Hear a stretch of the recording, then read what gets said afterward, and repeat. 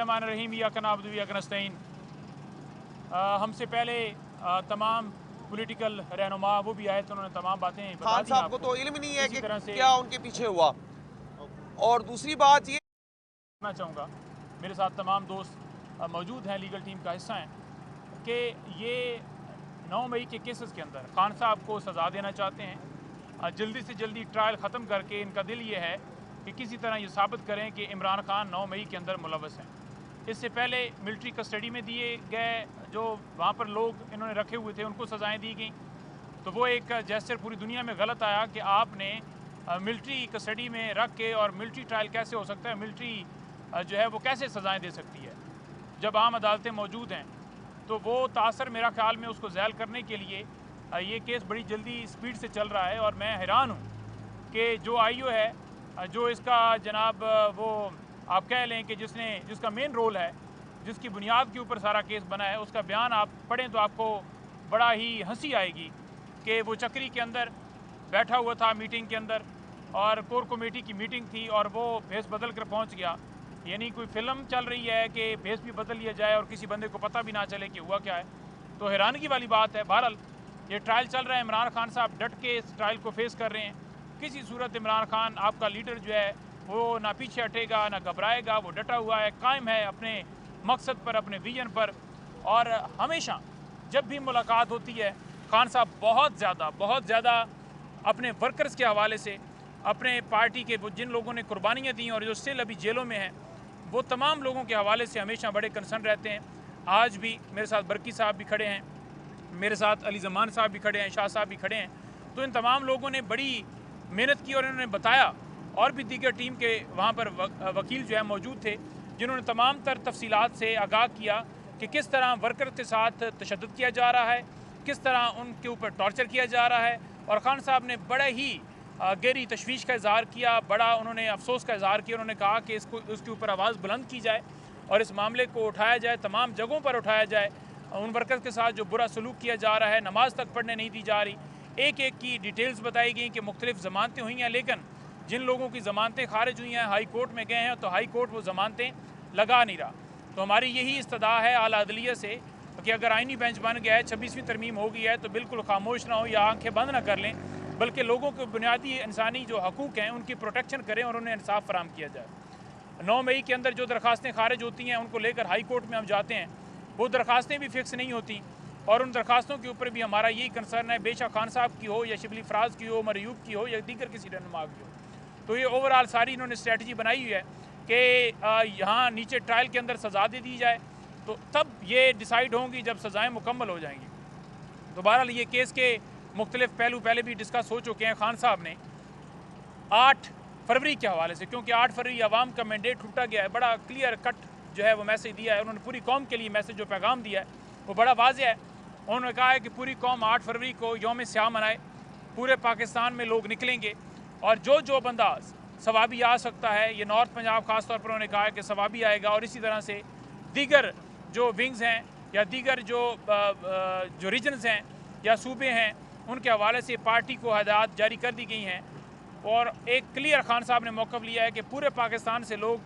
जो आ सकें वो सवाबी पहुँचें। सवाबी बहुत बड़ा इज्तिमा होकर पूरी दुनिया को हम बताएंगे कि किस तरह पाकिस्तान की आवाम का मैंडेट लूटा गया है, और जिनके लिए हर्डर्स हों या बहुत दूर दराज से हों जो ना आ सकते हों, तो वो अपने हलकों में एहतजाज करें। अपने हलकों में वो जो टिकट होल्डर्स हैं, कोई MPA बना है, MNA बना है या नहीं जीत सका, धांधली के ज़रिए हराया गया है, तो वो तमाम उन हलकों में ये यौम स्याह मनाएँ, निकलें, आवाम के साथ निकलें, रैलियाँ निकालें, एहतजाज करें, ताकि पूरी दुनिया में मैसेज जाए कि इस दिन किस तरह जमहूरियत के ऊपर हमला किया गया, आइन के ऊपर हमला किया गया, किस तरह आवाम की वोट को जो कहते थे इज़्ज़त देनी है, तो वो किस तरह मिल गया, दूसरी तरफ पकड़ लिए, जो भी आपको पता है हमेशा वो पकड़ते हैं, तो वो वहाँ पर मिल गया, तो ये उजागर किया जाए मामला। खान साहब ने 26वीं तरमीम के हवाले से बात करते हुए कहा है, आज उनको बताया गया है कि पाकिस्तान तहरीक इंसाफ भी 26वीं तरमीम को जो है वो सुप्रीम कोर्ट में वो हमारी पटिशन तैयार है, हम अभी निकले हैं। मेरा ख्याल में अब तक जो है वो पटिशन दायर हो चुकी होगी, नहीं हुई तो वो जो है एक आध दिन में हो जाएगी। तो उसके ऊपर खान साहब ने कहा है कि बिल्कुल ये 26वीं तरमीम का मकसद इनका ये था कि जो इन्होंने इलेक्शन के अंदर धांधली की है, जो डाका डाला है, वो एक्सपोज ना हो जाए, और दूसरा पाकिस्तान तहरीक इंसाफ के ऊपर क्रैक डाउन किया जाए। इसके अलावा उन्होंने बात किया कि 9 मई के अंदर जिस तरह ये भागते हैं, या 26 जो नवंबर वाला मामला है उसके ऊपर भागते इस वजह से हैं क्योंकि इनकी जो इन्होंने काम किया है वो आया ना हो जाए, वो ज़ाहिर ना हो जाए। अगर वो 26 और 9 पे कमीशन बनाते हैं तो डेफिनेटली तमाम तर चीज़ें जो हैं वो कौम के सामने आ जाएंगी, हमें सबूत देने का मौका मिलेगा, और वो भी अगर सबूत अपने लेकर आते हैं तो बताएं। और जिस तरह हमारे जो वर्कर्स जो हैं वो शहीद किए गए, आज भी उन्होंने जिक्र किया कि 15-16 लोगों की हमने लिस्ट जो है वो उस वक्त दी थी, और वैसे ज़्यादा लोग थे, कई लोगों को डरा दिया गया था। और इसी तरह हमने 26 वाले मामले के ऊपर एक लिस्ट फराम की जिसमें बहुत ज़्यादा तादाद में ज़ख्मी लोग थे जिनको लाइव बुलेट्स लगी थी, और इसके अलावा जो शहीद थे शहीदों का डाटा भी दिया और मिसिंग का डाटा भी दिया, और ये कहा गया कि बिल्कुल गोली चली नहीं है। तो हम ये कहते हैं कि इस पे ऊपर कमीशन बनाए जो तमाम तर लोग जो हैं वो कैफरे किरदार तक पहुँचें। उन्होंने कहा कि अगर ये कमीशन बनाने के ऊपर या मुज़ाकरात के अंदर संजीदा होते तो एक मीटिंग के अंदर ही ये बड़ा आसान था कि फ़ौरन जो है वो कमीशन बना दिया जाता, लेकिन डिले टैक्टिक्स की गई, इस बहानों से इन तमाम मामलात को आगे लटकाया गया। अब ये मलबा हम पर डाल रहे हैं, हमारे ऊपर मलबा नहीं है, ये मलबा सारा उनके ऊपर आता है, और ये सारा इसके अंदर कसूरवार वही हैं जिन्होंने इसको जो है इसके अंदर पेशरफ्त नहीं की।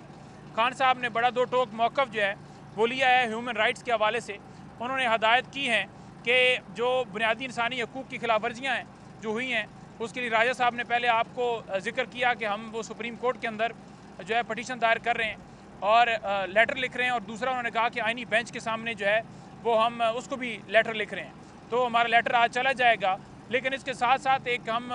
मुकम्मल तौर पर डॉक्यूमेंट्री बना रहे हैं जो खान साहब के मुकम्मल नोटिस में है, जिसमें हम तमाम तर रजीम चेंज ऑपरेशन के बाद जो कुछ हमारे साथ किया गया वो तमाम तर चीज़ें उस डॉक्यूमेंट्री के अंदर जो हैं वो होंगी,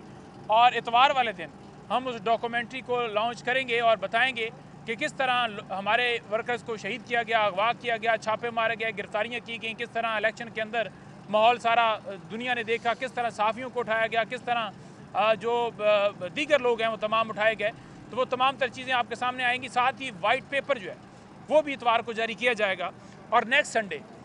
संडे की हमारी इसी तरह स्ट्रैटजी है कि वो एक मुकम्मल एक्सक्लूसिव डॉक्यूमेंट्री वो बनाई जाएगी और वो आपके सामने नशर की जाएगी। और साथ हम इस्लामाबाद के अंदर, क्योंकि मैं ह्यूमन राइट्स कमेटी हमारी उसका मेंबर भी हूँ, तो इस्लामाबाद के अंदर हम कन्वेंशन करने जा रहे हैं जिसके अंदर तमाम तर जो ये डॉक्यूमेंट्री है उसको पेश किया जाएगा, और जितनी भी ऑर्गेनाइजेशंस हैं ह्यूमन राइट्स के हवाले से उनको मदऊ किया जाएगा, और इसी तरह से इस मामले को पूरी दुनिया में उठाया जाएगा। मारंग बलोच को जिस तरह गायब किया, वहाँ पे लोग जो मिसिंग हैं, मारंग बलोच के हवाले से जिक्र करते हुए खान साहब ने बड़ा कहा कि उस वाला मामला बुनियादी इंसानी हकूक़ की जो है मामला, जमहूरियत और दीगर, उन्होंने रूल ऑफ लॉ के हवाले से बात की कि इसको हम उजागर करेंगे, और जो जितनी भी अपोजिशन जमातें हैं उनके साथ जो है पाकिस्तान तहरीक इंसाफ बात करेगी। और ये तीनों जो मैंने बातें की हैं लास्ट में कि ये हमारा है, उसको रखते हुए तो हम आगे बढ़ेंगे और हर जगह पर अपनी आवाज़ बुलंद करेंगे और इस काज को हम आगे लेकर बढ़ेंगे। बहुत शुक्रिया, थैंक यू। कर लें बस खत्म हो चुका। हाँ, बिस्मिल्लाहिर्रहमानिर्रहीम। आज खान साहब ने वर्कर के हवाले से एक बात की कि Lahore high court Rawalpindi bench हमारे केसेस नहीं लगा रहे, तो ये मैं वाजे करना चाहता हूँ कि एक नेशनल जुडिशल पॉलिसी बनी थी जिसमें साफ साफ लिखा गया है कि मजिस्ट्रेट साहब 2 दिन में ज़मानतों का फैसला करेंगे, सेशन कोर्ट 3 दिन में ज़मानतों का फैसला करेगी, और हाई कोर्ट 7 दिनों में ज़मानतों की दरख्वास्तों का फैसला करेगी। लेकिन हमने देखा है कि पिछले 1 महीने से हमारे वर्कर्स की तारीखें ज़मानतों की दरख्वास्तें नहीं लगाई जा रही हैं। तो हम पूछना चाहते हैं कि आया नेशनल जुडिशल पॉलिसी ख़त्म हो गई या पाकिस्तान तहरीक इंसाफ के वर्करों के साथ ज़्यादती हो रही है? ये बात हम बार बार पूछेंगे और मुतालबा करते हैं कि chief justice Lahore high court और चीफ जस्टिस ऑफ पाकिस्तान इस पर नोटिस ले और हमारे बेगुनाह वर्करान की ज़मानत दरख्वास्तें जल्द से जल्द लगाएं। अगर ऐसा ना किया तो इंसाफ लायर फोरम इस पे पूरे पाकिस्तान में आवाज़ उठाएगी। मैं being member bar council Khyber Pakhtunkhwa अपने खैबर पुख्तूनख्वा बार कौंसिल की तरफ से इसके खिलाफ भरपूर आवाज़ उठाएंगे और इंशाअल्लाह हम इनको दिखाएंगे कि नेशनल जुडिशल पॉलिसी को या ख़त्म कर दें या पाकिस्तान तहरीक इंसाफ के जितने भी वर्करान हैं उनकी ज़मानतें जल्द अज जल्द लगा लें। बहुत शुक्रिया। Thank you.